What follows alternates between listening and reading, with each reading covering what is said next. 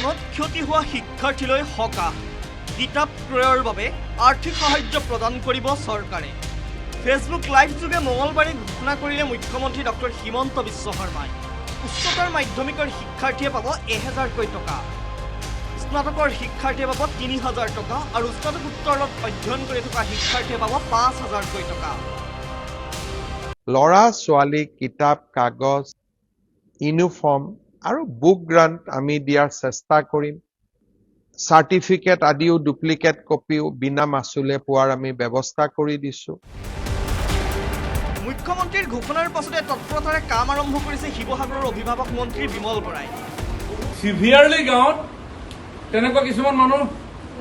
just পানী সোমাইছে ওলাইছে একো নষ্ট হোৱা নাই আপোনালোকে যেতিয়া চাবলৈ যাব দেখিব মাৰ্কছত লিখি থৈ আহিলে যে এইটো মডাৰেটলি সোমাইছে বা পাৰ্চিয়েলি সোমাইছে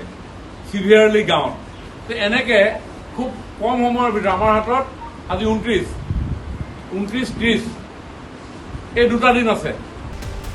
পানে বিধ্বস্ত কৰা জিলাৰ অৰুণোদয় হিতাধিকাৰীয়ে লাভ কৰিব 2500কৈ টকা পানাক্ৰান্ত পৰিয়ালে সামূহিক সকাহৰ বাবে লাভ কৰিব বৰ্তমান 15000কৈ টকা এয়াও ফেচবুক লাইভ যোগে ঘোষণা কৰিলে ডক্টৰ হিমন্ত বিশ্ব শৰ্মাই বানত আক্ৰান্ত প্ৰতিটো পৰিয়াললৈ 15000 টকাৰ এককালীন সাহায্য অৰুণোদয় এই 4খন জিলালৈ এই মাহত 2500কৈ টকা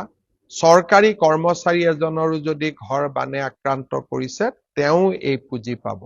আশা অংগনবাদী মিড ডে মিলৰ ৱৰ্কাৰেও পাব বানত আক্ৰান্ত প্ৰতিগৰাকী ব্যক্তিকে আমি দিয়াৰ বাবে প্ৰচেষ্টা কৰিম 2500 টকা অৰুণোদয় হিতাধিকাৰীসকলে পাব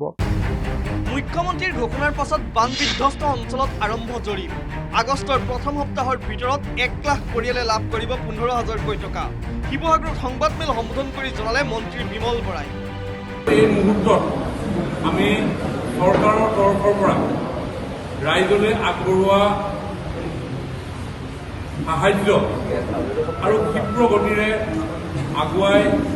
লৈ যাবৰ কাৰণে আমাৰ প্ৰচেষ্টা অব্যাহত আছে কিছু সহায়ৰ হাত চৰকাৰৰ তৰফৰ পৰা আগবঢ়াব পৰা যায় তাৰ কাৰণে কেইবাটাও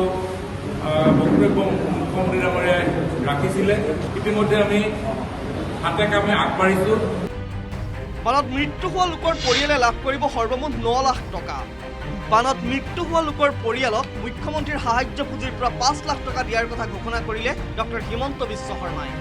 বানত নিৰুদ্দিষ্ট ব্যক্তিৰ এমাহলৈ সন্ধান নাপালে লাভ কৰিব চৰকাৰী সাহায্য ৰাজহ চক্ৰ বিষয়ে এখন প্ৰমাণপত্ৰ দিলেই লাভ কৰিব এই সাহায্য বানে জুৰুলা কৰা জনতালৈ এনেদৰে ফেচবুক লাইভ যোগে সকাহৰ বাৰ্তা প্ৰেৰণ কৰিলে মুখ্যমন্ত্ৰী ডক্টৰ হিমন্ত বিশ্ব শৰ্মাই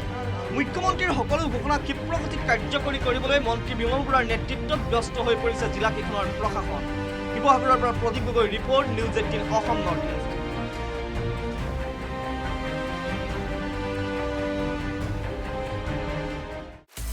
আপুনি বিচৰা বাতৰি পাব কেৱল নিউজ 18 এপত নিউজ 18 এপ ডাউনলোড কৰিবলৈ স্ক্যান কৰক এই QR কোড গুগল প্লে ষ্টৰতো পাব এই নিউজ 18 এপ